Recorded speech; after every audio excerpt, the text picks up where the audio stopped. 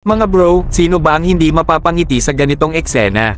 Proud to be the Philippines' trusted defense partner, yan ang nakasulat sa booth ng HD Hyundai Heavy Industries, HDHHI, sa ADAS 2024, kung saan makikita ang mga kasalukuyan, darating, at planadong mga frigate, corvette, at offshore patrol vessels ng Philippine Navy. Isang matapang at kumpiyansang pahayag na nagpapakita kung gaano katibay ang ugnayan natin sa South Korean shipbuilder na ito. Parang solid tropa mga bro, na laging nariyan sa oras ng pangangailangan.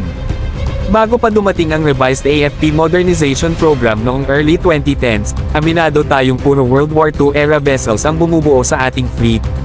Imagine mga bro, habang ang iba ay naka-modernize, tayo ay naka-old school pa rin. Pero dumating si HDHHI at nagbigay ng first ever modern, purpose-built warship sa atin. Dito na nagsimula ang isang golden era para sa ating Philippine Navy. Kaya hindi nakakapagtaka na patuloy na pinipili ng PN ang HDHHI sa mga programang pang-corvette at offshore patrol vessel. Iba talaga pagsubok na sa kalidad mga bro. Hindi lang tayo basta customer para sa kanila, para na tayong kapamilya. At sila rin ang nagdala ng cutting-edge na teknolohiya at modernisasyon sa ating mga karagatan. Iba ang kumpiyansa pag alam mong subok na at may track record ng tagumpay.